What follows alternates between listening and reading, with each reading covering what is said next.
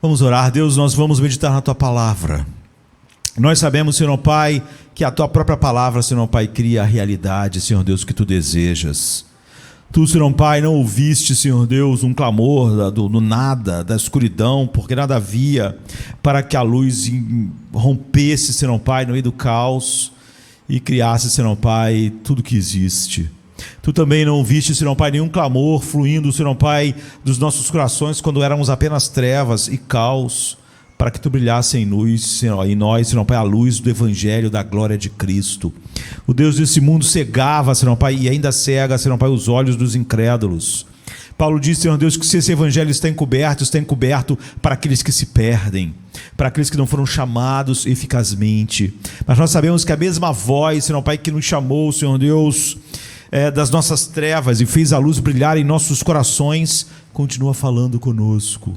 E ao falar, Senhor Pai, agora aos nossos novos corações, criados por Tu mesmo, Senhor Pai, Tu vai infundindo vida, Senhor Deus, a própria vida do Teu Filho em nós, Senhor Pai, e moldando os nossos, cada recanto dos nossos corações, Senhor Pai, das nossas mentes, do que somos.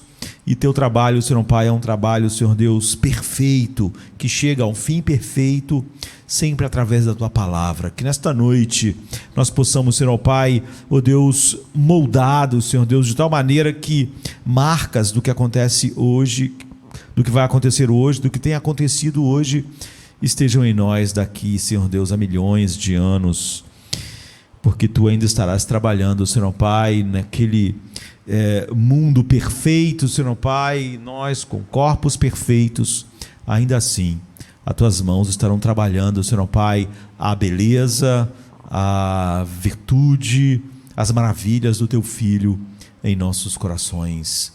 E porque nós, Senhor Pai, estaremos lá, nós hoje temos o penhor dessa herança. Nós já temos, Senhor Pai, parte dessa alegria, dessa paz, desse gozo, ó Deus, dessas motivações centrais em nossos corações, e elas são moldadas por Ti mesmo através da palavra, Senhor Deus. Faça isso nesta noite. Faça isso, Senhor Pai, com o coração que ainda está em trevas e não foi regenerado. Faça isso com aqueles que já foram chamados, Senhor Pai, e estão sendo moldados. Faça isso com todos nós. É o que nós Te pedimos, em nome de Jesus. Amém, amém. Nas últimas semanas, já nem sei quantas vezes mais, nós temos voltado à vida de Davi, não é? E olhado aspectos essenciais do Evangelho, em histórias tão famosas, de uma das pessoas mais famosas que já existiram, não é? E hoje eu quero continuar fazendo isso. Eu quero meditar em 2 Samuel 12, 1 e no Salmo 51, de 1 a 12. A Bíblia diz assim: E o Senhor enviou a Davi o profeta Natã. Ao chegar, ele disse a Davi: 2 homens viviam numa cidade, um era rico e outro pobre. O rico possuía muitas ovelhas e bois, mas o pobre nada tinha, senão uma cordeirinha que havia comprado. Ele a criou e ela cresceu com ele e com seus filhos. Ela comia junto dele, bebia do seu copo e até dormia em seus braços. Era como uma filha para ele.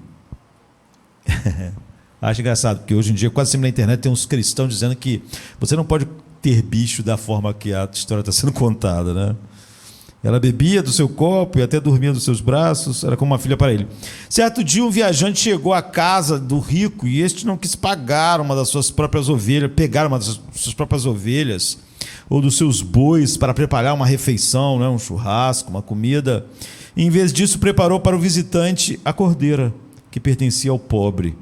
Então Davi encheu-se de ira contra o homem e disse a Natã: Juro pelo nome do Senhor que o homem que fez isso deve morrer. Então Natã disse a Davi: Você é esse homem. 2 Samuel 1, 12 a 7. E o Salmo 51 diz: Tem misericórdia de mim, ó Deus. Segundo a Tua benignidade, apaga as minhas transgressões. Segundo a multidão das Tuas misericórdias, lava-me completamente da minha iniquidade e purifica-me do meu pecado, porque eu conheço as minhas transgressões e o meu pecado está sempre diante de mim. Contra ti somente pequei e fiz o que a teus olhos é mal, para que sejas justificado quando falares e puro quando julgares. Eis que em iniquidade eu fui formado e em pecado me concedeu minha mãe. Eis que amas a verdade no íntimo, e no oculto me fazes conhecer a sabedoria. Purifica-me com o sopo e ficarei puro. Lava-me e ficarei mais alvo do que a neve. Faze-me ouvir júbilo e alegria, para que gozem os ossos que tu quebraste. Esconda a tua face dos meus pecados e apaga todas as minhas iniquidades. Cria em mim, ó Deus, um coração puro e renova em mim um espírito reto. Não me lances fora da tua presença e nem retires de mim o teu Espírito Santo. Torna a dar-me a alegria da tua salvação e sustém-me com um espírito voluntário. Então eu ensinarei aos transgressores os teus caminhos, e os pecadores a ti se converterão. Livra-me dos crimes de sangue, ó Deus, Deus da minha salvação, e a minha língua louvará altamente a tua justiça. Abre, Senhor, os meus lábios, e a minha boca entoará o teu louvor, porque te não comprases em sacrifício, senão eu os daria. Tu não te deleitas em holocaustos. Os sacrifícios para Deus são um espírito quebrantado e um coração quebrantado e contrito não desprezarás, ó Deus. Abençoa a Sião segundo a tua vontade, edifica os muros de Jerusalém, então te agradarás de sacrifícios de justiça, dos holocaustos e das ofertas queimadas, então se oferecerão novilhos sobre o teu altar. Salmo 51, de 1 a 19. Uma das coisas que eu mais escuto é as pessoas dizendo assim: pastor, eu não consigo mudar, eu me arrependo, mas eu não consigo mudar. E nós estamos olhando para a vida de Davi, e esse é o tema importante que o Evangelho toca quando nós olhamos aqui. Como nós somos mudados. A gente está olhando para a vida de Davi e a gente disse que Davi é a pessoa que tem a sessão mais longa nos escritos antigos contando a vida dele. A Bíblia dá muitos detalhes sobre Davi. Aqui em 1ª e 2ª Samuel, em Crônicas. Na verdade, a gente está olhando mais o livro de 1ª e 2ª Samuel. A gente tem que entender que aqui esse livro está contando a história de Davi, e só há 1ª e 2ª Samuel, não é porque são 2 livros, na verdade, não é porque, como é grande, tinha que ser colocado em 2 pergaminhos e não num só. Então nunca pense que era um livro e outro livro, é toda uma história, não é? E como tinha que estar em 2 pergaminhos, então tem um primeiro e o segundo, mas é um livro só. E não há nada na literatura antiga tão longo sobre nenhum personagem famoso, não só da Bíblia, mas de toda a história. Então nós temos esse relato para nos mostrar o que realmente destrói ou edifica nossas vidas, o que realmente muda as nossas vidas, e como é totalmente fora de contato com as definições bíblicas, a ideia de que eu me arrependo, mas eu não mudo, eu não consigo mudar. Há algo de errado na visão do que é o arrependimento. E é óbvio que na futilidade cada vez maior das definições não bíblicas que nossa cultura, a nossa geração da igreja, né, dá às palavras, isso fica mais difícil, porque nós achamos que as pessoas devem levantar a mão, dizer que se arrependeram, a gente fala que é exatamente isso, e a gente diz que isso é arrependimento, e às vezes a gente, no final do dia, faz uma oração, diz que estamos arrependidos de algo, e achamos que isso é arrependimento, então achamos que nos arrependemos, mas não conseguimos mudar. Então a gente chegou a algo que, se você tem, mesmo que a sua vida exploda completamente, pode ser consertado, é maravilhosamente consertado. Se você tem, se você pode fazer verdadeiramente, como a Bíblia define, não importa quão severamente a sua vida esteja quebrada, ela é restaurada. Mudanças finais são feitas, mas às vezes a gente tem medo, né, de simplesmente falar as palavras. hoje em dia. A razão pela qual a gente se sente assim é que quando você ouve as palavras hoje, quando nós usamos a palavra na língua, na nossa língua, né? Eu acho que só há praticamente uma palavra em português que fale disso claramente. Nós tememos que muitos dizem: é isso? Não, o que há de especial nisso? Eu me arrependo todo dia. Eu tenho me arrependido diante de Deus. É isso que muda? Mas, então, como assim? Então, eu discordo completamente, né, ao olhar para a Bíblia, porque quando eu me tornei, quando eu compreendi, comecei a compreender o Evangelho, quando eu ainda era um garoto, por algum tempo, eu vi muitas coisas da minha vida que precisavam mudar, mas que não mudavam. Muitas coisas no meu coração que precisavam mudar e não mudavam. E eu só sabia que tinha que mudar. E elas realmente não mudavam. A despeito de eu saber que elas precisavam mudar e supostamente eu me arrepender a respeito delas, mas por mais que eu tentasse, elas não mudaram. Até que eu me deparei com alguns livros cristãos muito antigos, do século XVI e do século XVII, a partir dos 16 anos, 17, e esses livros, produzidos por homens tremendamente piedosos, como foram denominados puritanos, eles escreviam sobre isso como nada do que eu tinha lido contemporâneo sequer chegava perto. E eles enfocavam sobre todos os aspectos da vida espiritual e focavam profundamente sobre arrependimento. E quando eu vi pela primeira vez, quando eu tive pela primeira vez um livro, eu pensei: um cheiro de mofo, antiquado, talvez negativo, século XVI, século XVII. Mas quando eu li,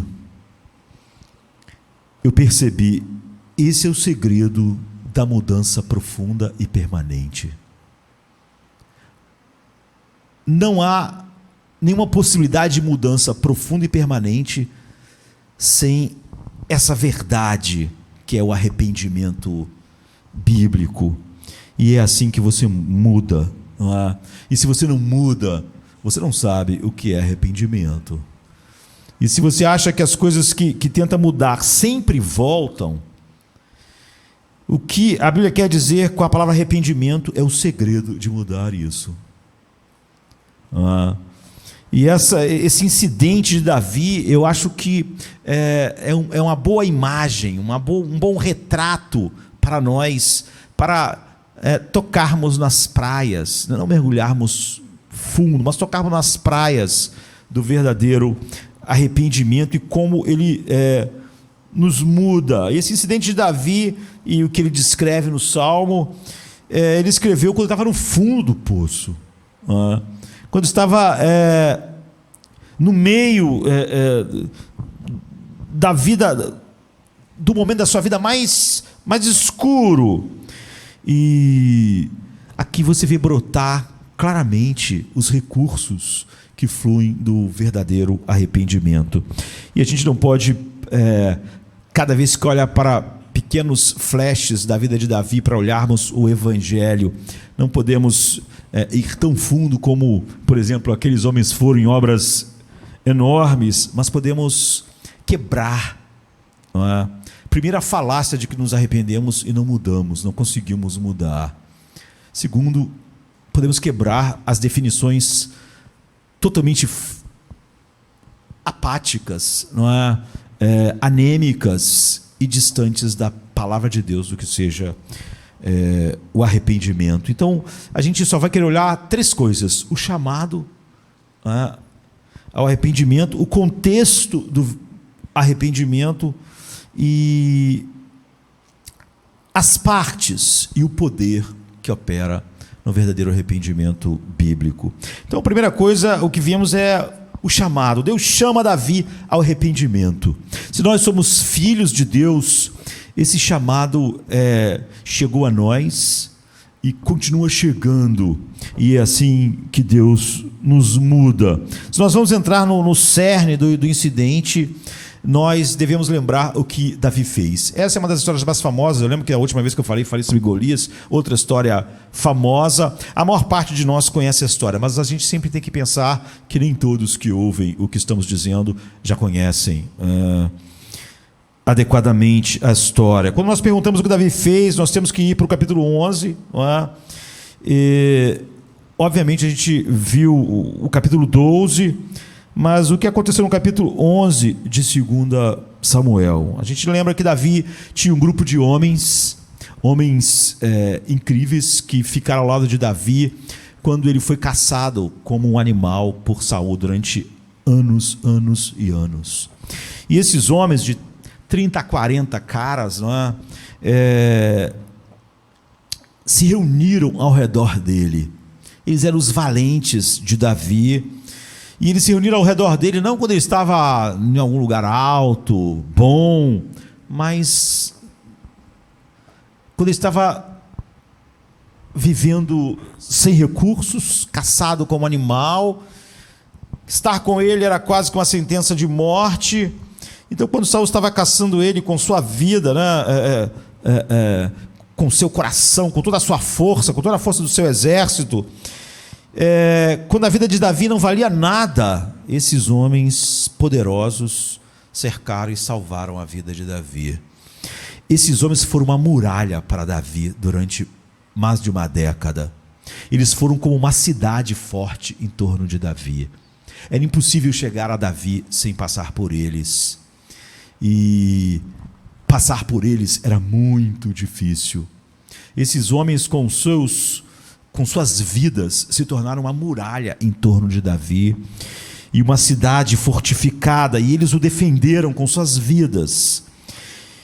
Eles se tornaram seus maiores amigos. Eles arriscaram a vida incontáveis vezes para que Davi através deles, Deus mantivesse Davi vivo. Há uma história, até eu ia falar sobre ela, já que eu não estou usando as histórias numa ordem cronológica exatamente. Quando Davi diz assim, ele está perto, mas no deserto, e ele diz, se eu pudesse beber das águas da fonte que está no meio de Belém, que era a cidade de Davi, não é? E 2 desses valentes ouviram Davi falar isso sem falar com eles. Viram Davi só pensando, puxa, fui ungido rei há tantos anos atrás, eu não posso nem ir na minha cidade. Eu não posso beber água nem da fonte da cidade que nasci. Que espécie de rei eu sou, né? Esses homens ouviram isso e eles resolveram lá buscar água para Davi da fonte de Belém. Mas a Bíblia diz que tinha uma guarnição de filisteus na cidade. E a cidade é alta, não é? Fica no alto. E esses homens tiveram que subir contra aquela guarnição, não é? Agora imagine, esses homens subindo, lutando contra 30, 40 que fazia parte de uma guarnição filisteia, subindo, lutando, não é?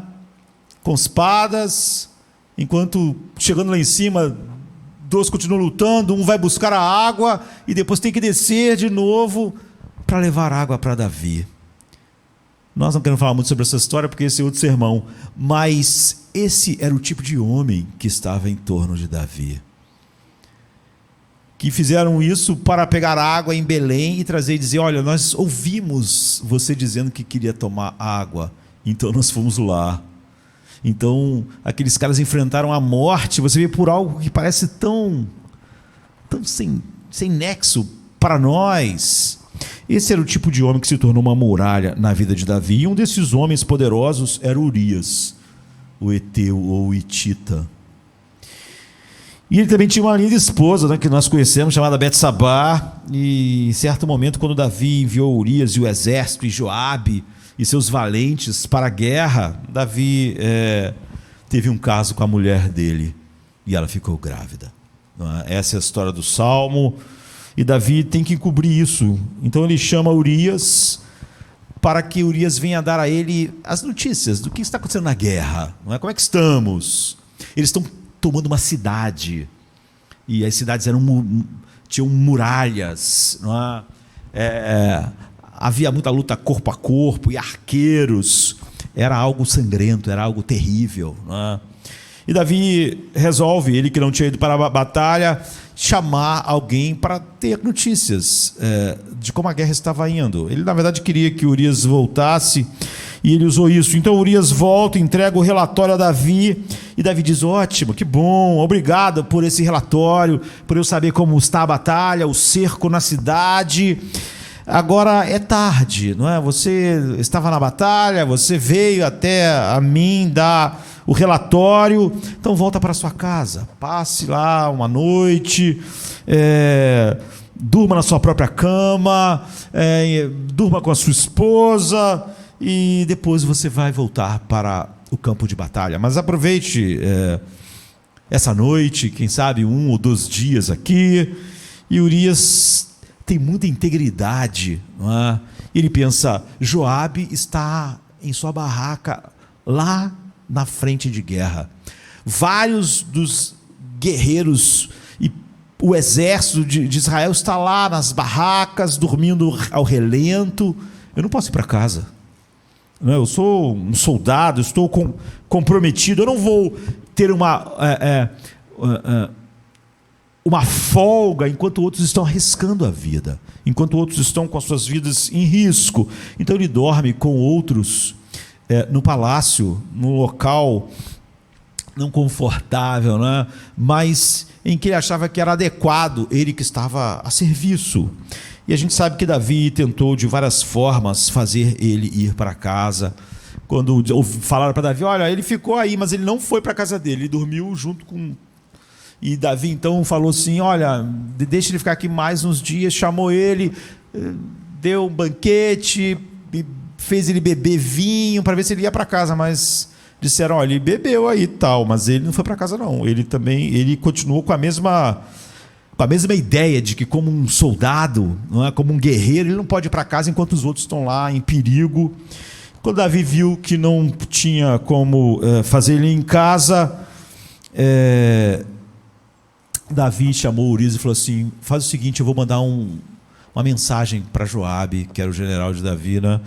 Através dele, ele diz: olha, quando a companhia de Urias, através de Urias, mandou essa mensagem: quando a companhia de Urias sair para lutar, tire os homens e deixe Urias sozinho, para que ele seja morto. Joabe percebe que não tem como fazer isso. Como nós vimos, esses homens, eles eram uma muralha sobre a vida de Davi há mais de década. Não é? Nenhum outro. Você viu a lealdade de Urias. Ninguém ia entender se Joabe falasse assim: olha, vocês vão lá e sai todo mundo e deixa Urias. Ninguém ia entender. Nenhum desses homens ia dizer assim: como assim? Nós vamos deixar um de nós morrer?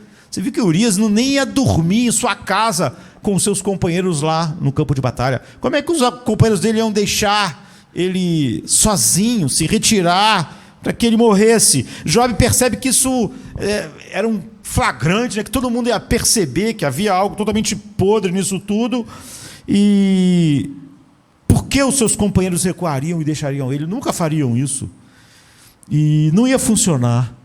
Então Joabe, ele precisa fazer algo diferente. Ele manda uma companhia inteira para muito perto da muralha, numa missão impossível, não é? Mas impossível mesmo, não como um filme. E eles vão se aproximar tanto da muralha que os arqueiros vão matá-los. E é o que acontece. Joabe não tem como matar só Urias. Ele tem que matar vários homens, para que fique encoberto de que Urias era realmente o alvo.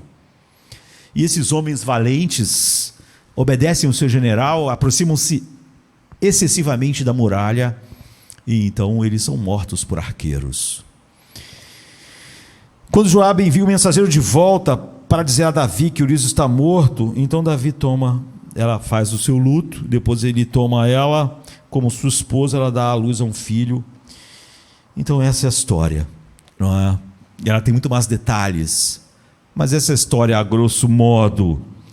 Agora a gente fica pensando, como ele poderia fazer isso, né? Como ele poderia fazer isso? Pense no caráter de Davi.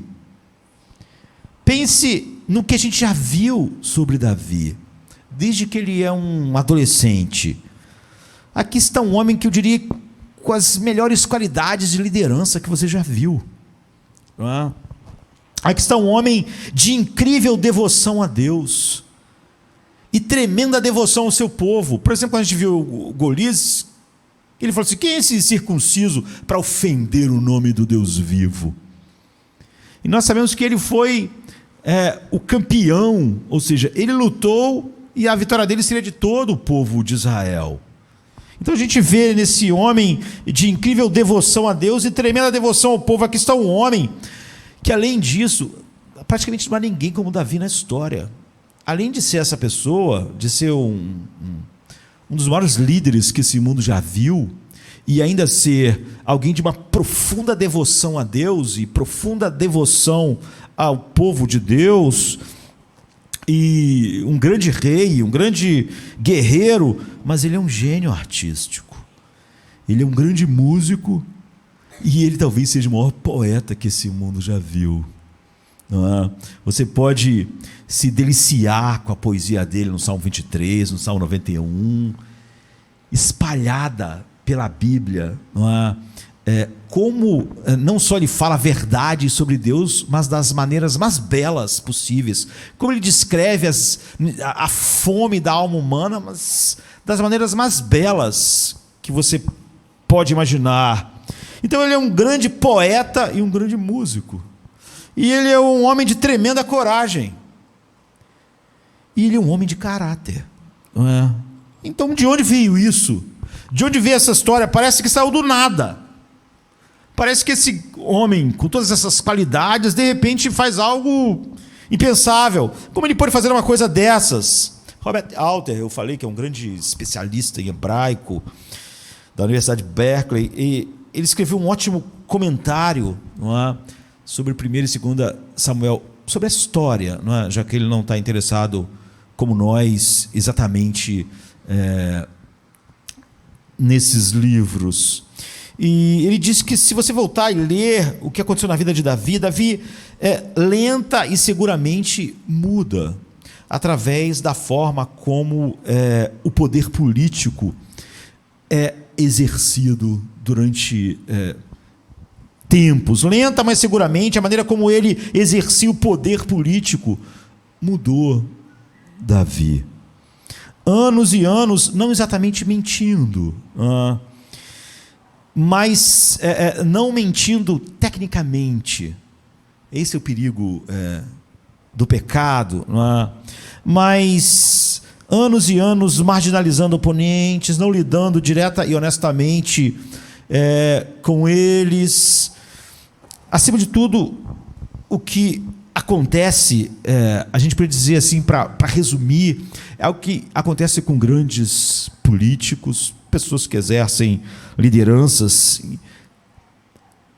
governo de maneira importante. São anos e mais anos tomando liberdade e se sentindo de alguma maneira acima das regras, por causa do que nós podemos chamar de majestosa autopiedade, não é? Que acontece a grandes líderes. Você diz, do que você está falando? Essa majestosa autopiedade, que é comum, não tem que ser, mas é comum em líderes. Do que você está falando? Você está na liderança de algo. E duas coisas tendem a acontecer quando você está na liderança. Primeiro, você sofre uma série de coisas. Todos os tipos de aborrecimento chegam em quem está liderando algo. Todos os tipos de ataques, todos os tipos de insatisfações, todos os tipos de problema acabam chegando às pessoas que estão na liderança. Há um grande perigo de você querer curar qualquer dor com um pecado, mas isso pode se tornar comum. Isso gera uma autopiedade, por isso que é muito estranho e perigoso. Você vê toda hora pastores falando: é muito difícil ser pastor, gente, muita solidão, não sei o quê, porque esse é o caminho dessa realidade. Se você está lá, o que acontece? Os líderes recebem muito sofrimento nesse sentido, não é? De todos os problemas chegam a ele, todo tipo de crítica, tudo. Mas há uma outra coisa que acontece junto: eles também recebem elogios. E as pessoas ou estão criticando, ou estão elogiando. Todos os problemas chegam a ele. E quando você junta essas duas coisas, o que tende a acontecer com líderes é que, pouco a pouco, eles desenvolvem uma autopiedade. Uma autopiedade majestosa, a gente chamou, porque eles dizem: ninguém sabe o que é estar na minha posição. Isso pode ser um grande político, um grande governante, um líder. Ninguém sabe o que eu sofro estando aqui. A crítica, tanto problema, todos os problemas acabam recaindo a respeito de mim, sobre mim, todo tipo de crítica, e ninguém sabe o que eu passo para governar este povo, diria um grande líder. Eu mereço algumas pausas, eu mereço alguns confortos. Sim, eles estão de acordo com as regras, não é? Mas eles pensam, às vezes alguns desses confortos não estão exatamente de acordo com as regras. As pessoas não entenderiam, mas eu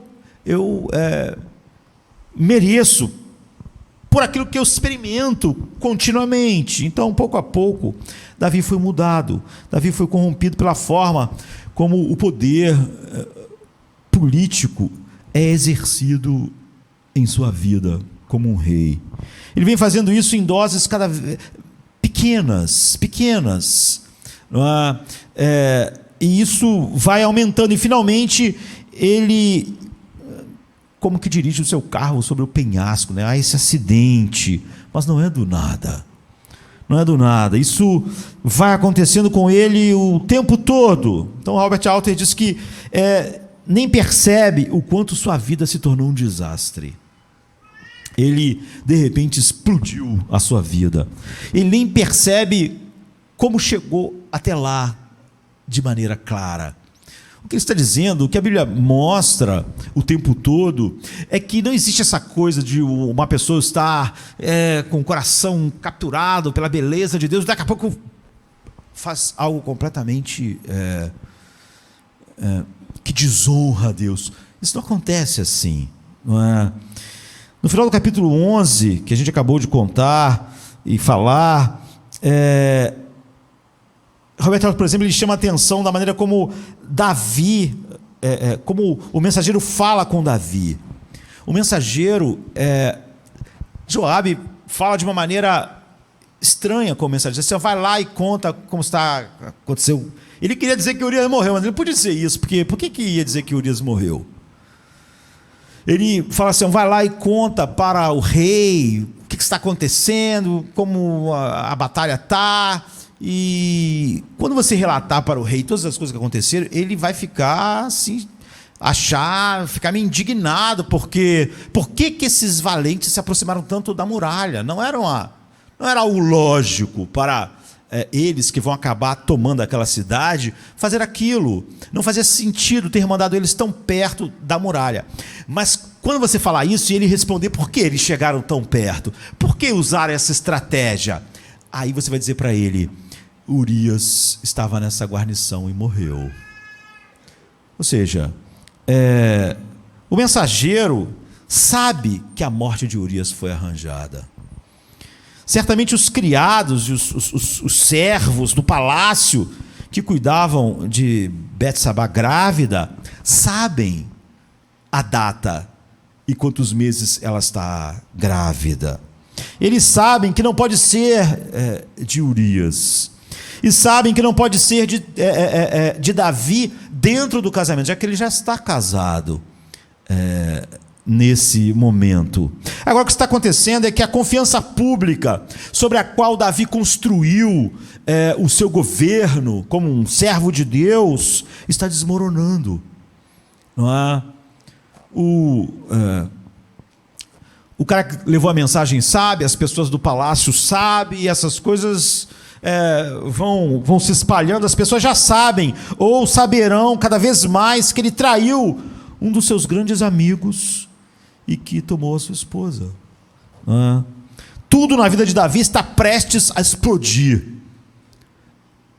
Tudo vai cair sobre a cabeça dele e ele sabe disso. E ele chegou a isso com passos imperceptíveis, não é? Inicialmente. Então, o que acontece? O que Deus faz? Deus envia Natã.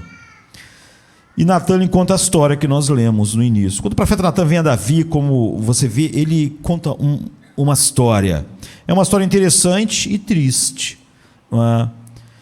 Mas todos os intérpretes concordam que a reação de Davi é totalmente desproporcional, apesar da história ser triste. Porque Davi, você sabe, o rei daquela época, ele também era o judiciário, ele julgava, determinava penas, tudo era trazido ao rei. E a resposta de Davi, aquela história que é muito triste, é exagerada. Roubar um cordeiro e matar um cordeiro, por mais que fosse terrível, e é terrível a história, não era uma ofensa capital. Ninguém era morto por causa disso. Deus estabeleceu pena capital para tirar a vida de outro ser humano. E uma das coisas que a Bíblia faz é que nunca um bem vale mais que um ser humano. Portanto, quem estabelece pena capital, já antes de Israel, né, lá com Noé, é Deus. Que a única pena proporcional, adequada ao assassinato é a morte. Se você não gosta disso, é Deus que estabeleceu isso. Na verdade, por fim, aplicado por Deus, todos os pecados merecem a morte e levam à morte. Mas essa é a única pena pela qual o homem teria o seu sangue derramado pelo homem. Não é? Isso antes de Israel, etc. Mas não era o caso aqui. Povos antigos estabeleceram pena de morte por um monte de coisa, por roubo, mas Deus nunca, porque por maior que seja a quantia de um roubo, coisas não valem mais do que uma vida. Mas nada também vale uma vida, a não ser a vida. Então, tudo que nós conhecemos na palavra de Deus, nunca, ele teria que fazer uma restituição de tantas e tantas vezes a cordeirinha que ele tinha roubado, mas não a morte. Mas Davi ficou furioso com a história. Ele diz: esse homem merece morrer, esse homem acha que não há justiça no meu reino, ele acha que eu sou o quê? Que eu sou um rei que julga de uma maneira frouxa. Ele acha que meu reino é uma bagunça, não há justiça aqui. Quem é esse homem? Então Natã faz a aplicação do sermão. As pessoas, normalmente, elas não gostam de aplicação do sermão. Elas gostam só do sermão. Mas um bom sermão, se você ler, por exemplo, o sermão dos puritanos, eles faziam uma maravilhosa aplicação do sermão. De tal maneira que muitos puritanos pregavam na parte da manhã um longo sermão, e à noite era o mesmo sermão, só aplicação. E você vê que Natã, que ele faz uma aplicação do sermão direta. Você é esse homem. Na verdade, toda aplicação do sermão é para dizer isso para você. Você é essa pessoa. Ou seja, esse sermão era para você. E você precisa aplicar ele nessa área e nessa área da vida. Se o sermão não tem aplicação, então ele não tem nenhum propósito para nós, porque nós ouvimos e não aplicamos a nossa vida. Mas Natã faz uma aplicação direta. você é o homem. Uma das perguntas que surge imediatamente é por que Natan não foi direto ao ponto. Se Natan queria dizer, você pecou, ele podia chegar lá e falar, você pecou. Por que ele não fez isso? O que há com ele em contar uma história, ele está brincando com uma história, a consciência de Davi já estava funcionando no tempo anterior a Natan chegar lá. Se você, por exemplo, ler o Salmo 32, ele diz, enquanto eu calei o meu pecado, envelheci de tão cansado, porque a tua mão pesava sobre mim e o meu vigor chegou ao fim. Ou seja, a consciência de Davi já estava, como os aguilhões do apóstolo Paulo, já estavam trabalhando de maneira poderosa nele antes disso. E é por isso que ele está começando a dizer, esse homem merece morrer. Ele sabe, ele está sentindo, ele sente uma espécie de nível ainda não totalmente aplicável de maneira completa, mas você vê que no seu sistema de defesa contra essa consciência, uma tentativa de mostrar uma justiça, não é? de ir contra aquilo que a consciência está dizendo que ele é. E quando sua consciência começa a despertar, Natan vai até ele. Natan podia ter ido antes, não é? Mas Natan vai a ele depois que a sua consciência já está desperta, já está dando as suas picadas em Davi, e porque Deus tinha um propósito diferente aqui. Ele não enviou Natan para condenar Davi. Você vê que quando Samuel foi falar com Saul, Deus mandou Samuel só chegar lá e dizer, você não cumpriu o que Deus disse. Deus passou o seu reino. Samuel não foi lá porque Saul estava sendo levado pelo Espírito de Deus em sua consciência, estava em agonia porque sua vida estava não honrando Deus. Não. Deus foi lá mostrar o seu juízo sobre Saul. Você vê que Deus falou para Samuel, até quando você vai ficar demorando aí com pena de Saul? Eu rejeito Saul, ele não é mais rei, não quero ele como rei. Mas não é assim que Natan é enviado aqui. Não para condenar, mas para converter, né? Levar transformações à vida de Davi.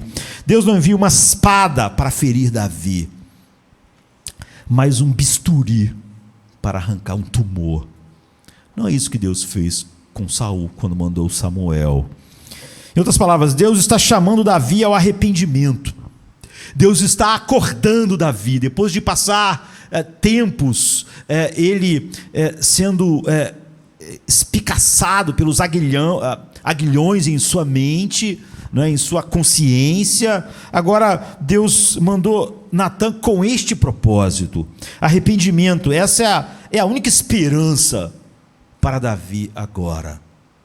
Você não pode dar nenhum passo atrás na vida daquilo que já foi feito. Assim, a única maneira possível para ele colocar a sua vida em ordem é verdadeiro arrependimento, e nunca a vida está em ordem sem isso. E é por isso que o que nós chamamos de maneira frágil de arrependimento não muda as pessoas. Então, o que é arrependimento? O arrependimento é aquilo que mata os hábitos do seu coração sem matar você. Sem matar você mesmo. O verdadeiro arrependimento mata o hábito, por isso que ele muda você, sem matar você. Agora, como o arrependimento faz isso?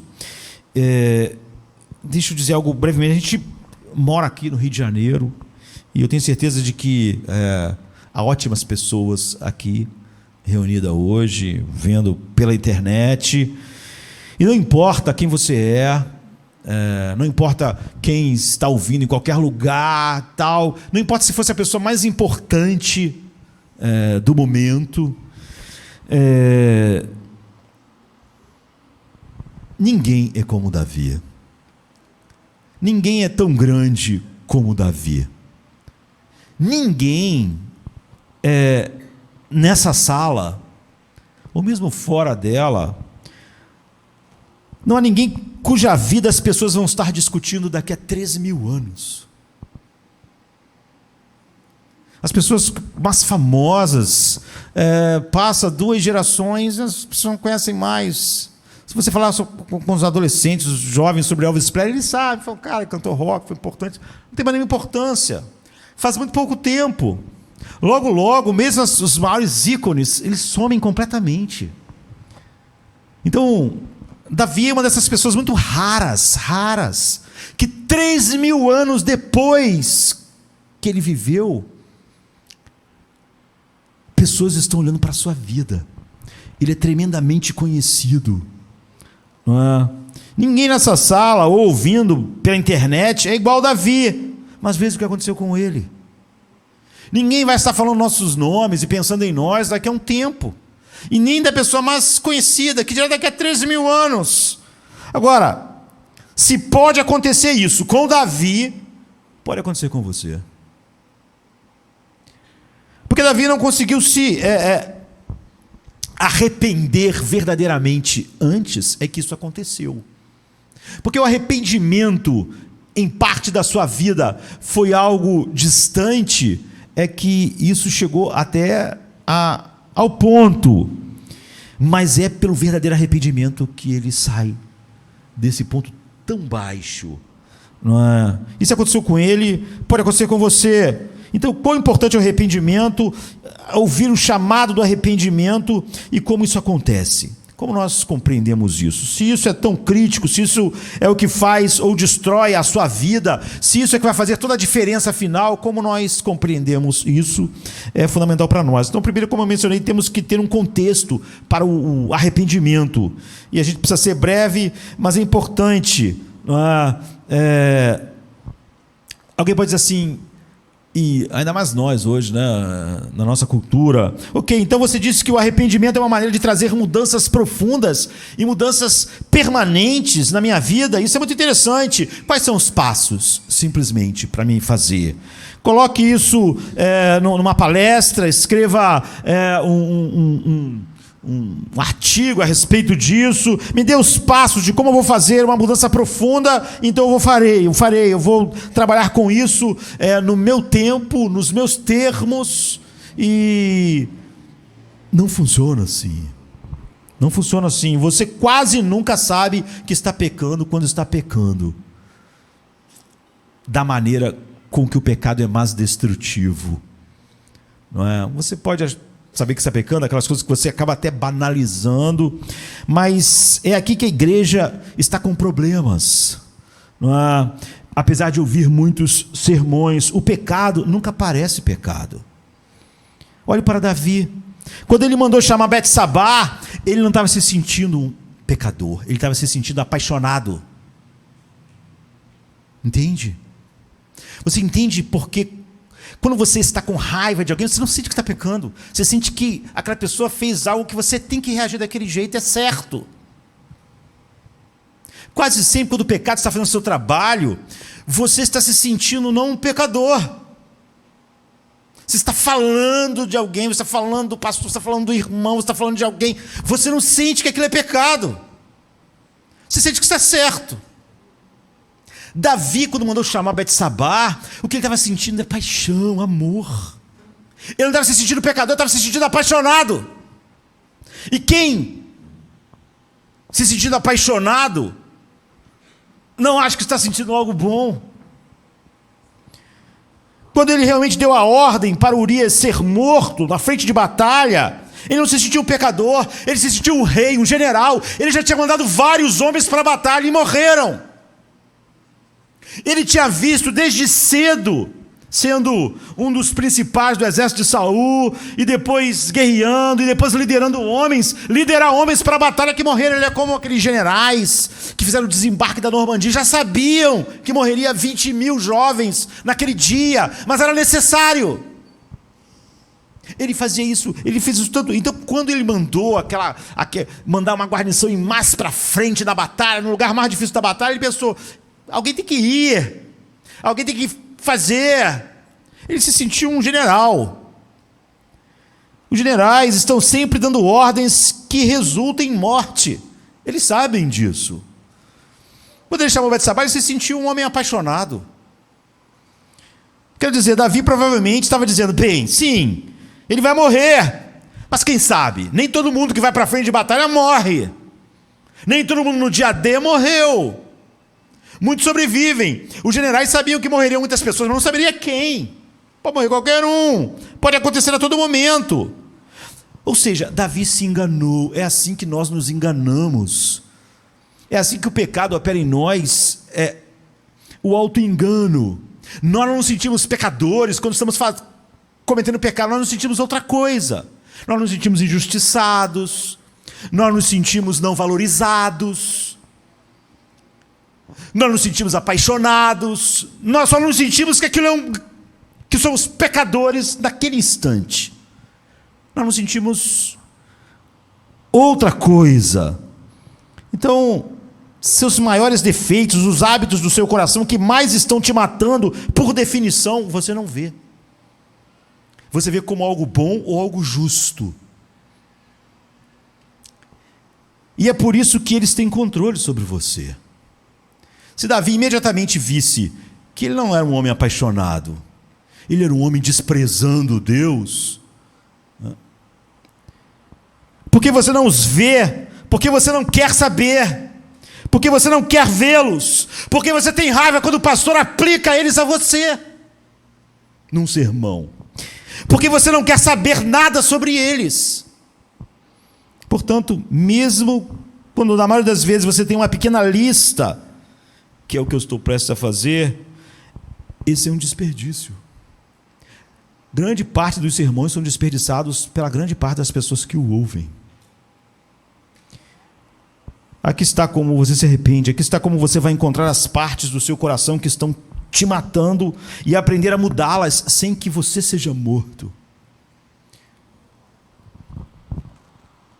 Mudá-las permanentemente. Mesmo se você sair e falar, ó, eu vou trabalhar em minhas maiores falhas, na maior parte das vezes você não vai. Por definição, você às vezes não vai ver o que é o pecado em sua vida e vai ficar muito ofendido se alguém chamar o seu amor de pecado, ou o seu senso de justiça de pecado, ou sua suposta espiritualidade, dizer assim, isso não é espiritualidade não, isso é pecado, o que você está fazendo é pecado. Isso aí que você está fazendo não é para o bem da igreja não, isso aí é para o mal da igreja, isso aí é para o mal da sua família. A pessoa não vai achar péssimo se você falar isso para ela, porque por definição você não poderia saber e não quer saber daquilo como pecado. Se você se sentar com sua lista, você vai atrás de algumas pistas falsas, de umas coisas óbvias que você mesmo acha que tem que... isso eu admito que é errado aqui, ali. Mas não serão as grandes, as coisas que estão moldando e controlando você.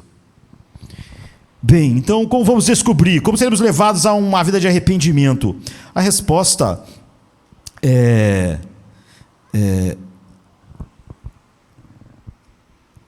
isso que nós temos hoje, a confrontação bíblica para todos nós.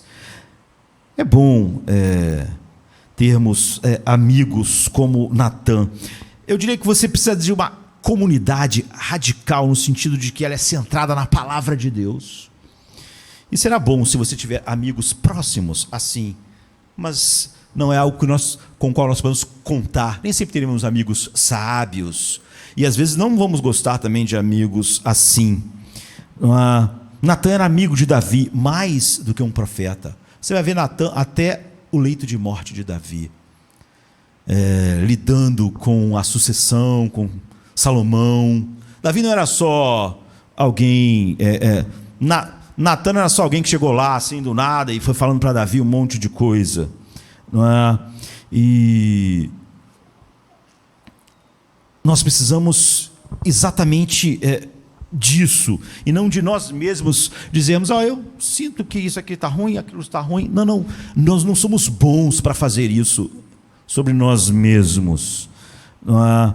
E Nós precisamos deixar, às vezes, nós somos confrontados, como eu falei, quando eu era garoto ainda, olhando homens do século XVI, XVII, dizer para você: você é esse homem. Aqui está o que a Bíblia diz, aqui está o que está acontecendo. Não é você que vai tentar achar isso dentro de você. Olha o que está dentro de você. Olha o que Deus está dizendo a respeito disso. Se nós percebêssemos, sempre que estamos sentados ouvindo um sermão, com a nossa Bíblia, ou um amigo realmente próximo, piedoso, falando conosco, se nós sentíssemos que nós somos o principal dos pecadores, nós sempre íamos achar que o sermão só pode ser para nós. É quando nós não achamos que somos o principal dos pecadores, nós temos dificuldade que um sermão seja para nós de verdade. Então, nós não podemos, sem a comunidade da igreja, a pregação bíblica, a confrontação da palavra, ver as coisas por nós mesmos, sem esses instrumentos. O que é maravilhoso em Davi é que ele imediatamente diz para Natã: você está certo. Isso é raro. Como eu disse, a maior parte dos sermões são desperdiçada, e normalmente nós chamamos de amigos aquelas pessoas que também vão chamar a nossa paixão não de pecado. O que nós estamos falando, não falar assim: isso é errado. Vão dizer: está certo, você... Nós não gostamos muito de que alguém diga o oposto para nós. Provérbios 27:6 diz que férias são as feridas de um amigo. Não é que nós vamos, como no caso de Natan aqui, alguém que mal tem intimidade comigo. Não, amigos, pessoas próximas assim. E a confrontação da palavra na comunidade, não é? A Bíblia diz que é por isso que você precisa da igreja, por isso que você precisa do que está acontecendo aqui nesta noite, porque senão o pecado ele te endurece. Você vai chamar, em vez de se sentir um pecador, você vai se sentir um homem apaixonado. Em vez de se sentir um pecador, você vai se sentir alguém que foi injustiçado. Em vez de você sentir um pecador com a tua reação, você vai sentir que você não foi valorizado. Você vê, um homem, ele não se sente um pecador quando está cometendo aquilo que está moldando a sua vida. Então Hebreus diz assim: por isso me indignei contra essa geração e disse: estes sempre erram no coração. Eles também não conhecem os meus caminhos, então eu jurei na minha ira: não entrarão no meu descanso. O autor de Hebreus está falando sobre o povo de Israel no deserto, como eles eram duros, como eles nunca perceberam a bondade de Deus. Então ele está contando isso. De repente ele para e disse: tende cuidado, irmãos, jamais aconteça haver em qualquer de vós um perverso coração de incredulidade, que vos afaste do Deus vivo. Pelo contrário, exortai-vos mutuamente. Ou seja, como igreja. Por quê? Exortai-vos mutuamente todo dia, durante o tempo que se chama hoje, a fim de que nenhum de vós seja endurecido pelo engano do pecado. O engano do pecado diz isso: você está apaixonado, você está injustiçado, que você está fazendo certo, e assim o pecado nos endurece. Porque não temos tornado participantes de Cristo se de fato guardamos firme até o fim a fé, a confiança que desde o princípio tivemos. Então você vê, o que você mais precisa é da confrontação bíblica, a aplicação do sermão. E a aplicação do sermão sempre deve fazer nós ouvirmos como Natãs, dizendo para nós: você. A aplicação do sermão sempre está dizendo para você: você é o homem. Deus está falando com você. Nós precisamos que seja proclamado para nós, e precisamos, quando temos, se tivermos pessoas próximas sábias, assim, porque nós naturalmente não nos sentimos grandes pecadores quando estamos pecando e o pecado está nos endurecendo. Ele diz: exortar para que ninguém seja endurecido pelo engano do pecado. Você pode se sentir, ao pecar, um homem apaixonado, um amante. Você pode se sentir alguém que está sendo justo. Você pode se sentir alguém que está querendo consertar as coisas, fazer a igreja maravilhosa, fazer aquilo lá maravilhoso. É alguém que está simplesmente tratando o dinheiro com responsabilidade, não está amando ele. Você dá outros nomes ao pecado. E você torna isso seguro.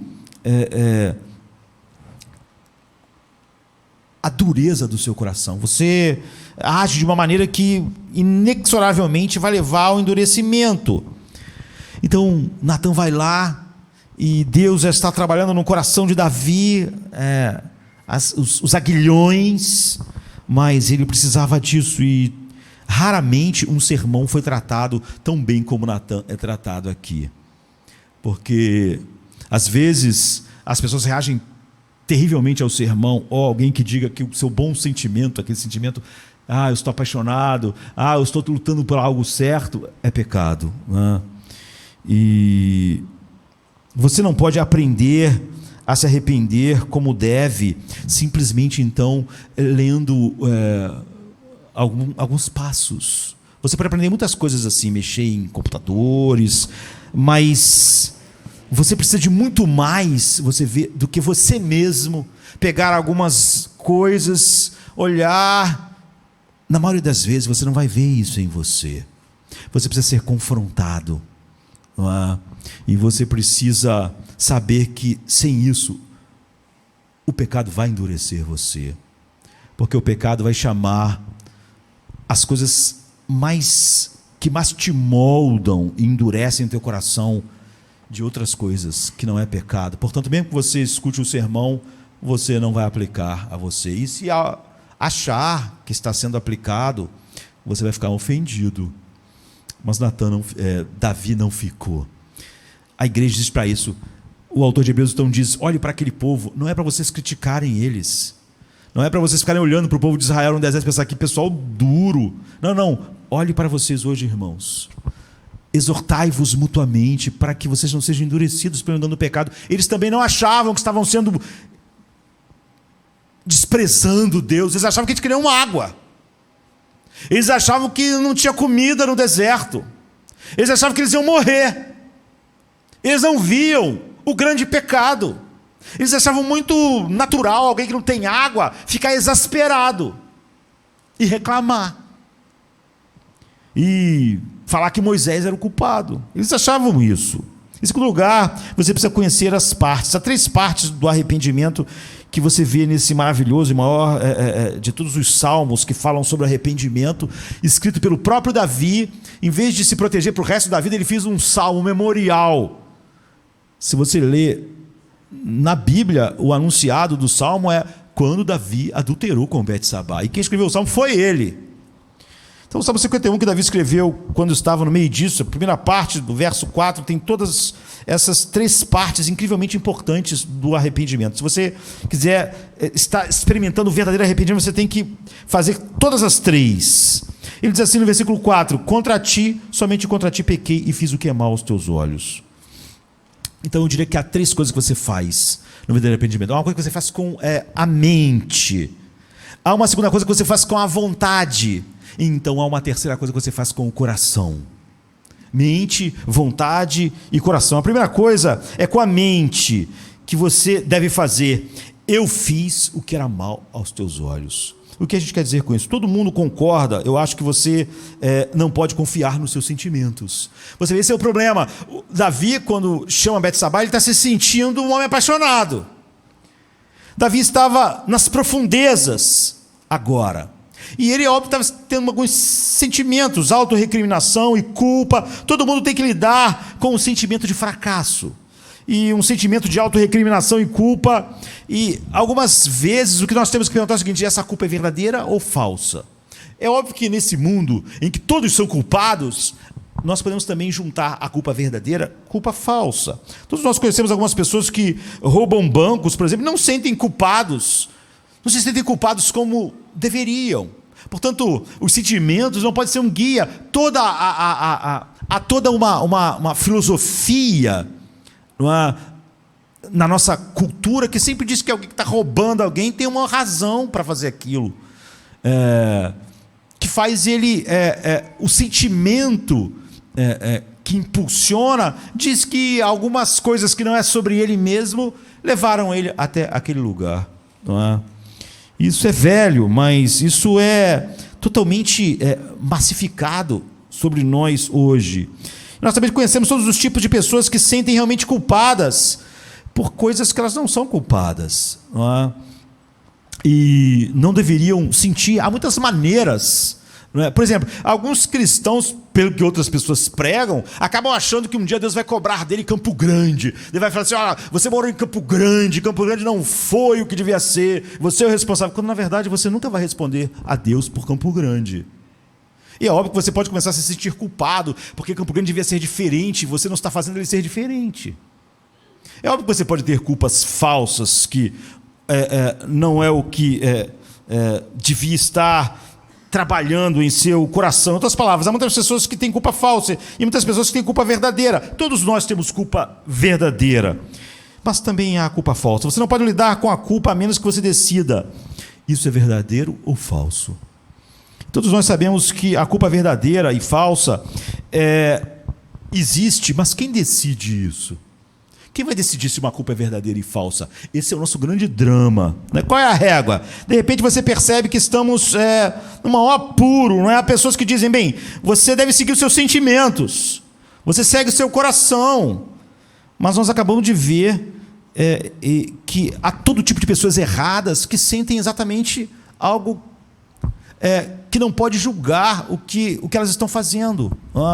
Que os sentimentos de um serial killer, às vezes, estão dizendo para ele que ele tem razões para fazer aquilo.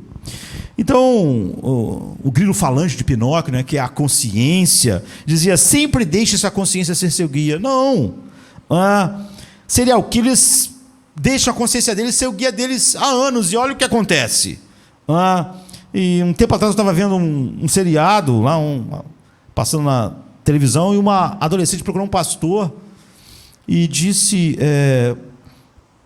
procurou o pastor para ter conselhos, e ela disse assim: eu estou pensando em fazer sexo com o meu namorado, ter relações sexuais com o meu namorado, seria certo ou errado?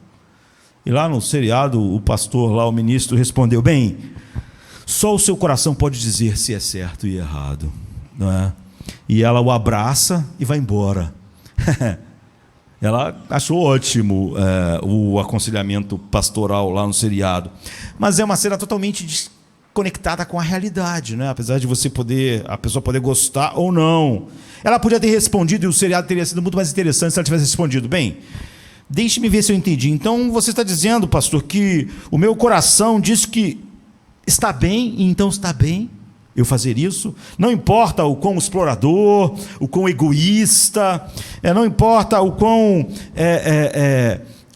quanta desonra isso possa trazer a alguém, não importa, bem, se eu me sinto bem, eu posso ir em frente. Talvez o pastor pudesse dizer, se ela perguntasse tão especificamente: bem, não é exatamente isso. Ou ela poderia ter dito: sim, porque se você diz apenas que o meu coração deve decidir se é certo e errado, bem, ela podia ter dito para o pastor: Hitler decidiu no coração dele que o que ele estava fazendo era certo. Então era certo? E certamente o pastor diria: não é bem assim. Então você está dizendo, ela poderia ter dito e enriquecido mais o seriado, que há algum tipo de padrão, se não é bem assim com Hitler, então não deve ser comigo. Há um tipo de padrão acima do meu próprio coração que eu tenho que olhar para decidir a minha culpa verdadeira ou falsa. Qual é o padrão? Então o ministro teria que fazer o seu trabalho.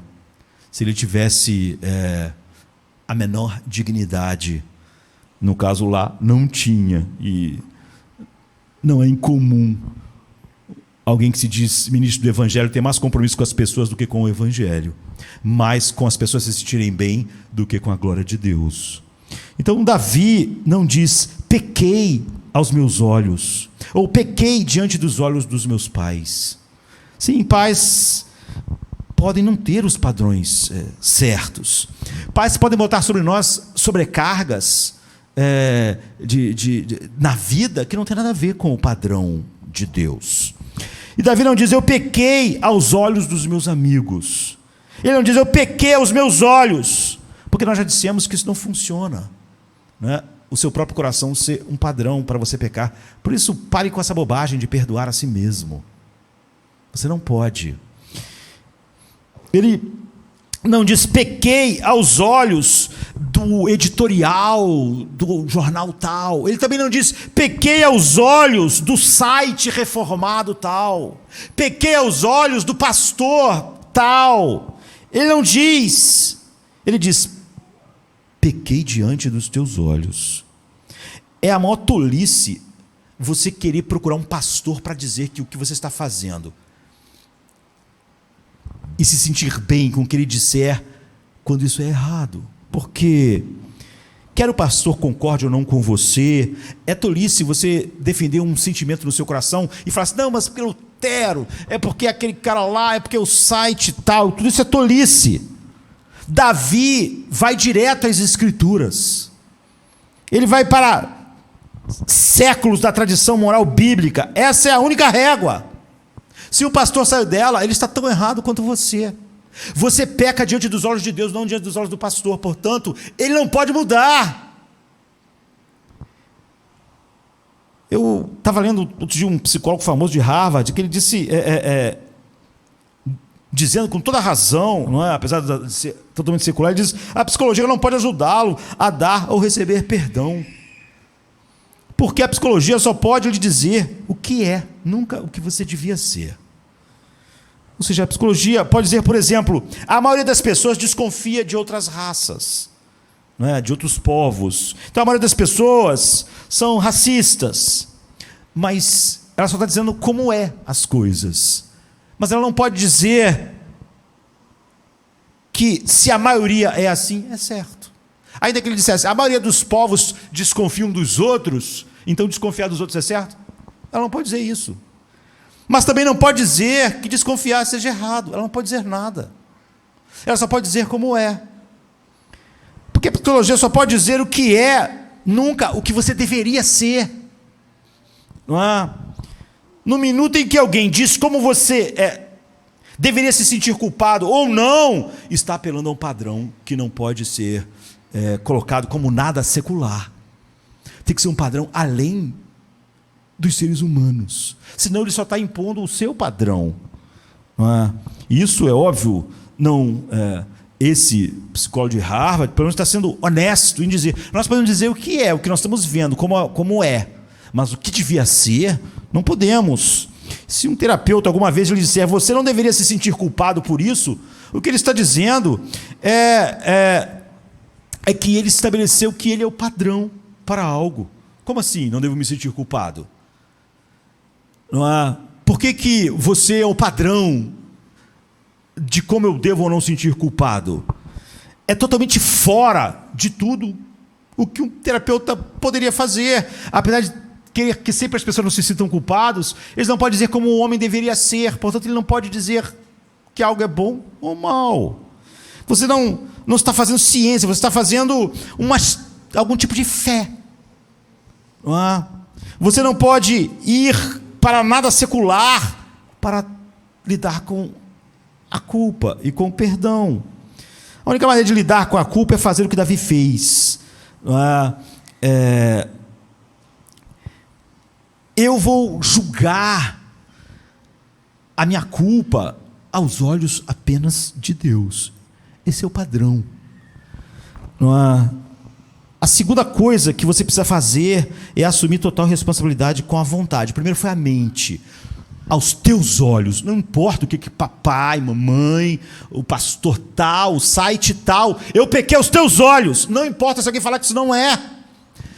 Contra ti, somente contra ti. Aos teus olhos, eu fiz o que era mal. Agora já não importa mais se algum profeta querendo agradar o rei diga que aquilo não é. Eu pequei aos teus olhos, não foi aos olhos do profeta, não foi aos olhos de ninguém. Ninguém pode tirar a culpa de ninguém. O pastor não pode dizer que você que pecou aos olhos de Deus vai estar menos culpado pelo que ele falar. Você não pecou aos olhos dele.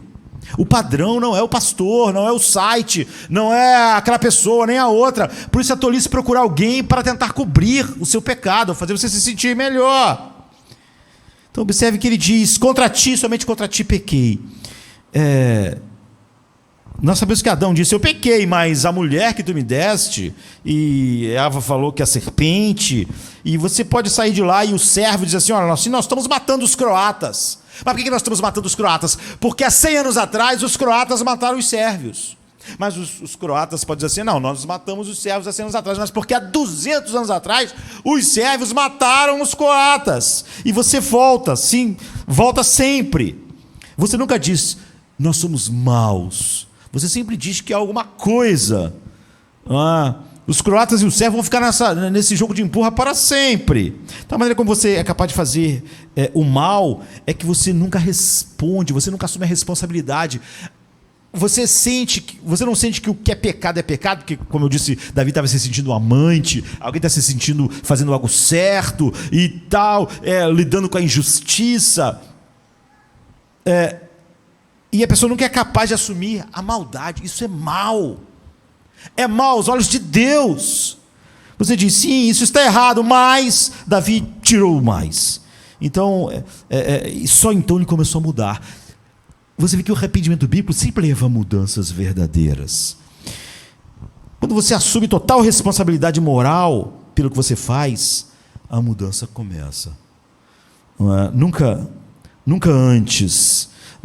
Eu não posso dizer quantas vezes eu já conversei com casais com problemas conjugais, e quando você diz para um deles assim: olha, você não está sendo o cônjuge que você deveria ser, você não está sendo gentil como deveria ser, não está agindo de maneira amorosa proativamente, você já sabe a resposta, não é? A resposta é: mas ela também não. Ou seja, está dizendo o seguinte: eu não sou o marido que eu devia ser, porque ela não está sendo a esposa que ela devia ser. E ela está dizendo: eu não sou a esposa que eu devia ser, porque ele não está sendo o marido. Agora, você vê que não tem ninguém ali assumindo a responsabilidade, não é? Porque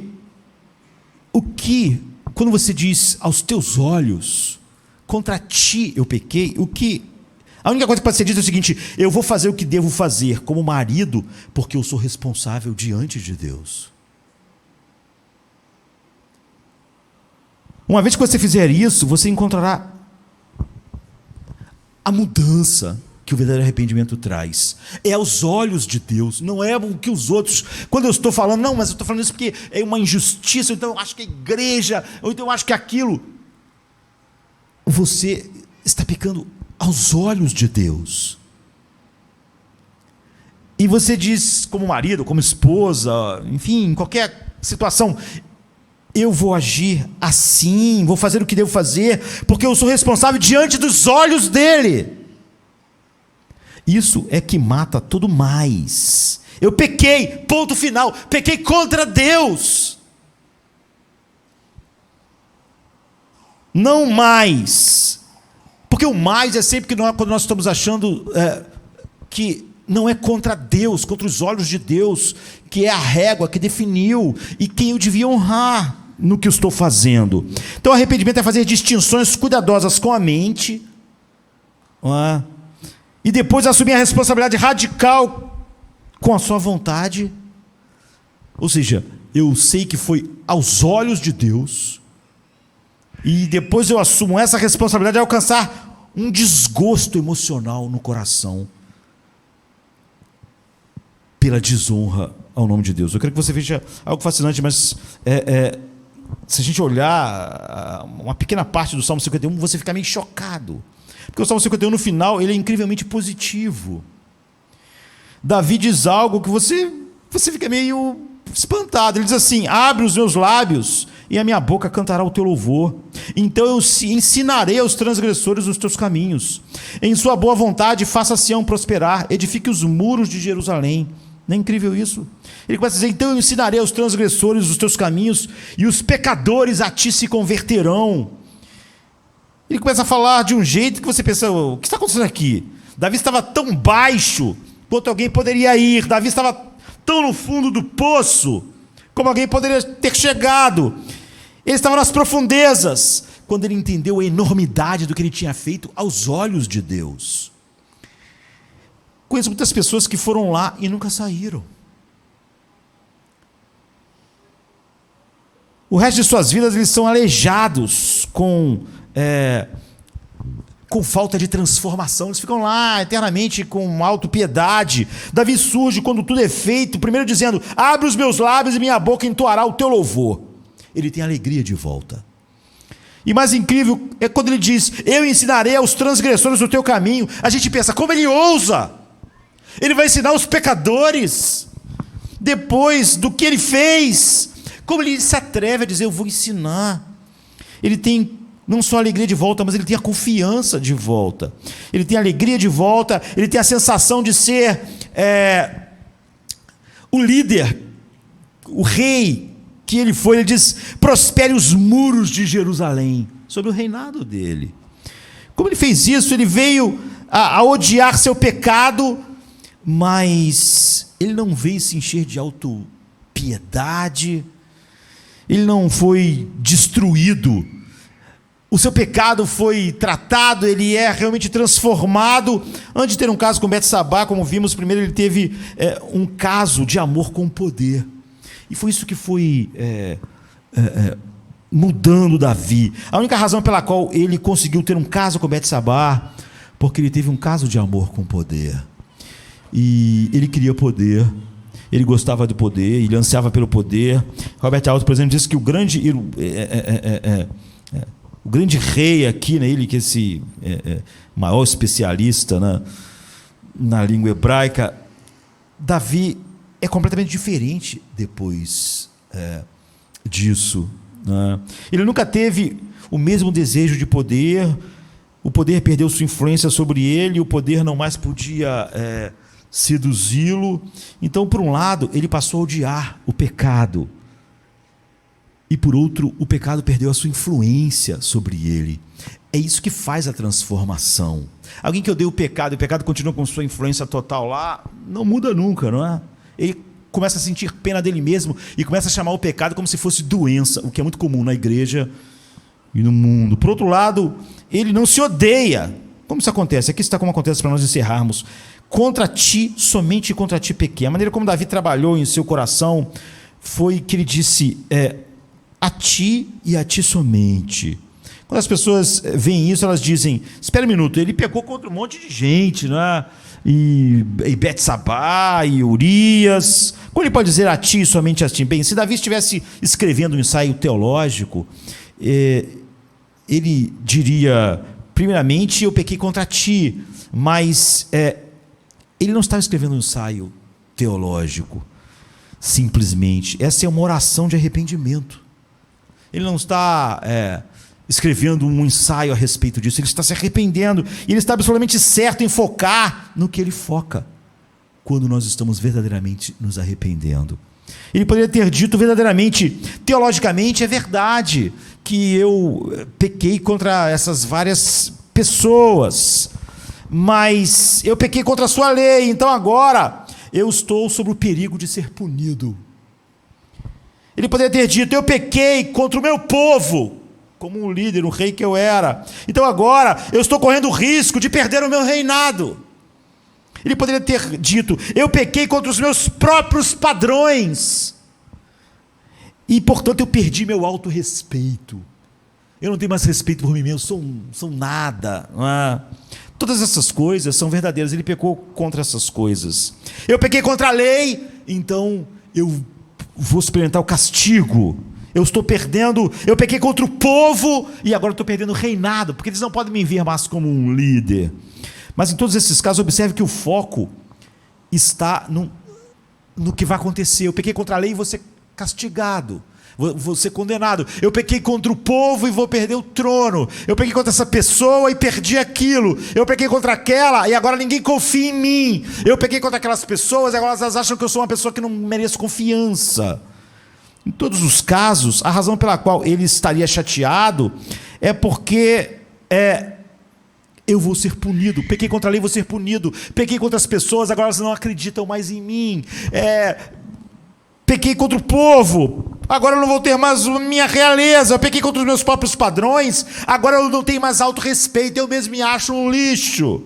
Em outras palavras, se você se concentrar em pecar contra a lei, pecar contra as pessoas e seus padrões, você vai se concentrar nas consequências.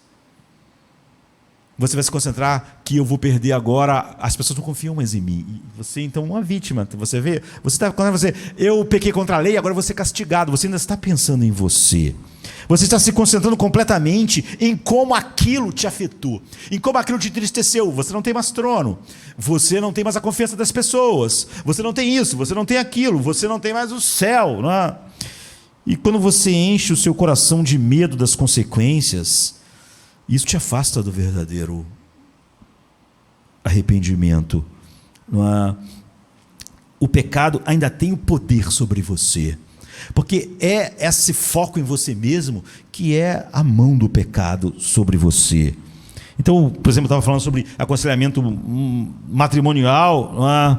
Então, eu já disse que várias vezes as pessoas dizem, não, eu me arrependo quando a esposa está indo embora, o casamento está acabando, mas aquela pessoa só está pensando, eu vou perder a minha esposa, meus filhos. Assim que a esposa resolve ficar, aquela pessoa, com o tempo, quando se sente seguro de que não vai acontecer mais nada de ruim, ela volta a fazer o que fazia antes, porque ela só estava pensando nas consequências do que ela estava perdendo. Então ela domina o seu gênio, domina as coisas, porque ela se sente segura. Não vou mais sofrer o que eu ia sofrer. E se você disser então, contra a lei eu pequei, contra o meu povo eu pequei, contra os meus princípios, contra o meu ministério, agora não tem mais ministério, agora acabou tudo. Você está...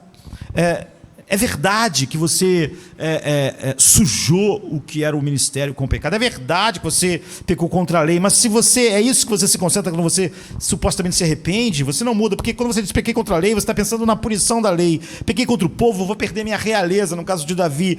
Pequei contra os meus princípios, eu não tenho mais um autorrespeito. Olhe para a bagunça que eu fiz na minha vida. Se você olhar assim, se você olhar para o perigo do pecado, nas coisas ruins que eles trouxeram, as pessoas não confiam em mim, perdi meu trono, não sei. Davi encontrou uma maneira verdadeira de que o arrependimento, de como o arrependimento traz a mudança. Contra ti somente pequei. Você sabe que no hebraico sempre que tem uma multiplicação, assim, uma duplicação, quando Davi diz Absalão, Absalão, meu filho, meu filho. Quando Jesus diz Marta, Marta, a duplicação significa um sentimento intenso, não é? Uma emoção intensa, profunda, amorosa. Marta, Marta, Simão, Simão. Então ele diz, sim, pequei contra a tua lei, mas eu pequei contra ti. Não é na lei que eu estou pensando agora, não é nas pessoas, nas consequências. Contra ti, somente contra ti. Eu pisei em suas regras, é verdade, na lei, mas principalmente eu pisei no teu coração. Eu pequei contra um Deus amoroso, o Deus que ele descreveu no versículo 1. Tem misericórdia de mim, ó Deus, segundo a tua benignidade, a tua bondade infinita. Apaga as minhas transgressões. Ele não enche o seu coração com a lei de Deus e o castigo da lei. Ele enche o seu coração com o amor de Deus e sua desonra. Se uma pessoa que usa a sua boca, fala mal das pessoas, se ela sentir que aquilo é contra Deus e o desonrou, ela não vai ficar preocupada se as pessoas perderam a confiança nela. Pequei contra as pessoas, fiz o que era errado, agora ninguém confia em mim. Não, ela vai pensar, pequei contra ti. É verdade que eu pisei na tua lei, mas a questão é que eu pequei contra o teu amor. Quando a coisa que mais lhe garante o seu valor, que é o amor de Deus, é a coisa que convence que algo está errado, então você muda. Você diz, como eu poderia continuar pisando no amor de Deus? Como eu poderia continuar pisando na sua misericórdia? Então você odiará o pecado pelo que ele custou a Deus e não a você. Você vai odiar o pecado não que ele custou o seu ministério, custou que as pessoas não confiem em você, custou isso, custou aquilo, custou seu casamento, e custou você vai odiar o pecado pelo que ele custou a Deus e não a si mesmo. Só aí a mudança. Então você realmente descobrirá que poder, dinheiro ou qualquer que seja o problema, vai perder a capacidade de controlar. O pecado perde essa capacidade.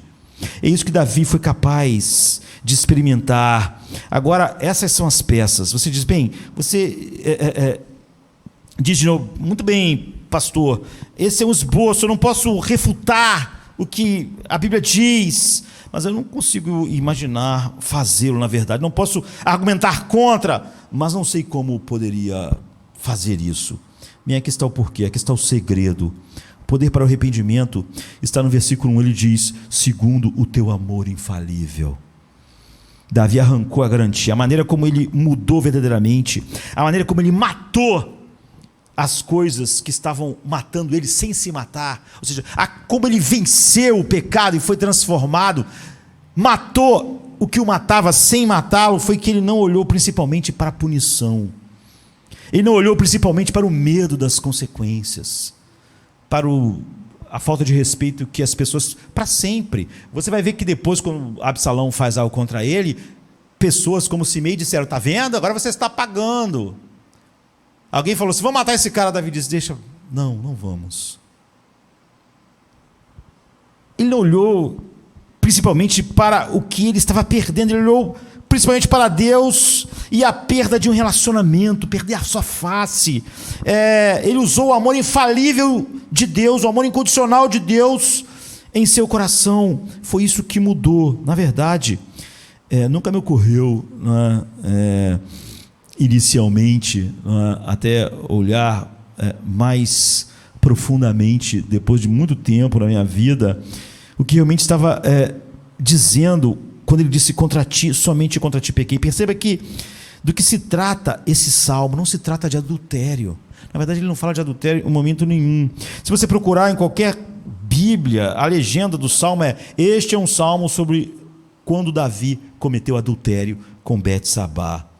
Você podia levantar, a maioria das pessoas, 1000 razões pelas quais chegou até isso.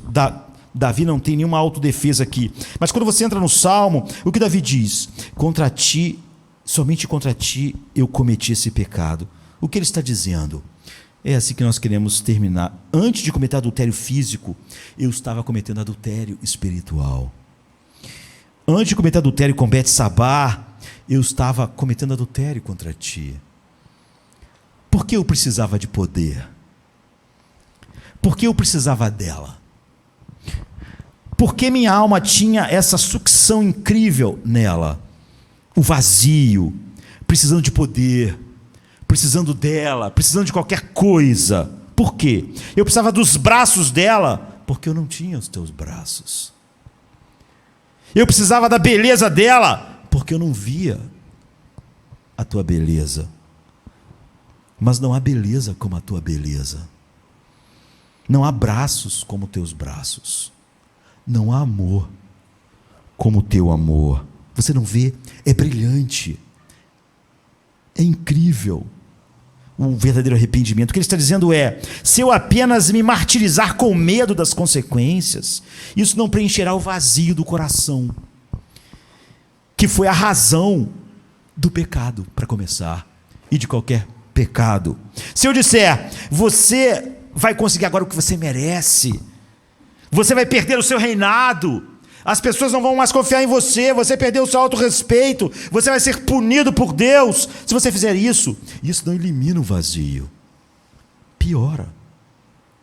Por medo das consequências, você pode recuar, parar, se esforçar por um tempo, mas vai voltar porque você não muda, você não muda. Antes do adultério físico, estava o adultério espiritual. Eu não estava nos teus braços, é por isso que eu achava que eu precisava de algum braço. Eu não estava pensando no seu amor, eu tinha perdido ser arrebatado com o seu amor infalível, mas pelo seu amor infalível, agora eu estou nos braços do teu amor infalível. Assim ele se assegura e se enche do amor de Deus. E isso que o muda. Você diz, não sei se tenho a mesma certeza. Davi tinha essa garantia do amor infalível de Deus. Não sei se tem, você tem ainda mais segurança, você tem ainda mais recursos, porque séculos depois, Jesus também confrontou uma mulher pega em adultério. Jesus confrontou, eu diria, um Davi, não é? Uma mulher Davi. E uma mulher pega em adultério, e você sabe o que ele disse a ela? Ele disse: abandone os seus pecados e eu não te condenarei mais. Não disse isso, ele disse: isso é religião, não é? Humana. Isso é medo das consequências. Não é? Abandone isso, senão você vai ser pego. Não é? Isso ia querer dizer, como normalmente qualquer religião humana diz: se você for bom o suficiente, eu te darei outra chance. Ele diz: nem eu te condeno, vá e não peques mais. Isso é o Evangelho. Ele não diz: você não precisa mais pecar, e então eu não vou te condenar. Só Jesus pode dizer isso para alguém, não é? Para alguém que o Pai deu a ele eternamente, não é? Ele diz: porque eu levei sua condenação sobre mim, porque eu recebi a sua culpa, porque, Davi, eu carreguei a maldição e a ira infinita contra o que você fez. É por isso que Davi pediu a Deus para não lhe dar o que ele merecia. E Davi diz: não me lances para longe da sua presença. Mas Jesus foi lançado para longe da presença de Deus por aquilo que ele fez. Davi diz: não quebre os meus ossos. Mas Jesus foi partido, como é bem simbolizado o partir do pão. Jesus recebeu todas as coisas sobre as quais Davi pediu que Deus não derramasse sobre ele. Deus não deu a ele porque deu a Jesus a ira, o horror. Quando Jesus diz a você: aceitei sua condenação, isso que você fez custou a mim a ira infinita, vá e não peques mais. Isso te liberta. Você viu o amor de Jesus preenchendo o vazio que foi a causa do pecado. O amor de Jesus preenche o vazio, é por isso que ele nos muda. Se o metal está quebrado, você não pode consertá-lo com um martelo, você pode consertá-lo com fogo. Não pode ser batido e martelado de volta, ele precisa ser derretido. Só o Evangelho faz isso. Você vê no verdadeiro arrependimento que aquilo que você está sendo perdoado foi castigado em Cristo. Você vê o seu amor. Então você não precisa mais de outros amores. É por isso que isso não só te perdoa, isso te muda. Isso te liberta do pecado. Nós vimos que Davi, ele adulterou antes, espiritualmente. Por isso que Deus chamava os ídolos de Israel de Israel de adúltero, né? Por causa dos seus ídolos. Então, por muitos anos, então, quando eu levei meu pecado, as coisas que eu queria que fossem mudadas, a lei, o medo das consequências, eu me martelava então com isso, como um martelo num ferro. E sempre que a lei dizia: deixe essas coisas, ou então eu vou te pegar, nossos corações diziam: sim, eu vou ter que parar com isso. Mas isso ficava cada vez mais difícil. Quanto mais batia, simplesmente não funcionava. Até hoje, muitas pessoas que se dizem crer no Evangelho estão fazendo isso o tempo todo. Mas quando eu levei as coisas que precisam ser mudadas a Cristo, eu ouvi ele dizer: eu fui condenado por isso. Por essa coisa específica, pelo que você está falando, que você acha que está certo, por causa que você foi injustiçado, então por isso eu experimentei a ira. Então você não vai querer mais dizer, quando você pensa as consequências que ele enfrentou, pelo que você fez por amor. porque o Pai deu você a Ele, por essa coisa específica que você fez, não pecados. Ele não morreu pelos meus pecados gerais, Ele morreu por isso que eu falei, não é? Por aquilo que Davi fez. Então meu coração disse, bem, quem precisa dessas coisas se eu tenho Cristo? Em outras palavras, quando eu parei de ser martelado e comecei a ser derretido, então eu mudei. E você também. É isso que Paulo diz quando diz que o amor de Cristo nos constrange. Nos constrange. Nos muda. Nós enxergamos o que ele experimentou por causa daquela coisa específica. Então o amor dele ocupa o lugar daquele vazio que o pecado estava preenchendo, ou que eu precisava. Agora eu tenho os seus braços. Agora eu tenho o seu amor. Agora eu tenho Ele mesmo. E é um filme, um dos maiores clássicos do cinema, né? A Ponte do Rio Kwai, um filme de 1957, ganhou um monte de Oscar, e até guardado pela biblioteca do Congresso americano como uma das coisas da humanidade que tem que ser guardada e tal. E conta a história de prisioneiros na Tailândia, na Segunda Guerra Mundial, que eram obrigados a construir uma ponte sobre um rio. Eles eram presos, estavam num campo de concentração, mas um dos oficiais motivou todo mundo a construir a ponte, fazer a melhor ponte possível, para que eles tivessem uma razão para viver no meio daquela loucura, daquele horror todo, construir uma ponte. Mas um dos oficiais lá, ele só pensava em fugir, ele não conseguia. Mas os outros foram motivados a se manterem vivos para construir a ponte. E no final esse outro que só pensava em fugir, consegue fugir mesmo. E chega até os aliados e conta o que está acontecendo. Ele não queria voltar lá, mas dizem para ele voltar levando o exército. E o exército resolve derrubar aquela ponte quando o primeiro trem fosse passar. Só que aqueles homens ficaram anos lá naquele campo de concentração horrível, dedicando sua vida à ponte. E esse homem que motivou todo mundo a continuar vivo com isso, acabou se apegando à ponte que eles fizeram. E eles até, quando percebem que a ponte vai ser destruída, tentam lutar um pouco contra, mas ele percebe então que tudo que ele fez durante aqueles anos, de certa forma, era uma traição ao seu país. E ele mesmo resolve, num ato final, quando vê que não vão conseguir destruir a ponte, ele mesmo que passou anos construindo a ponte, vai lá e no meio das balas para conseguir explodir a ponte, e ele morre. Ele sente, eu tenho que morrer para reparar o mal que eu fiz. Então isso é um grande filme, uma grande história, mas não é a nossa história.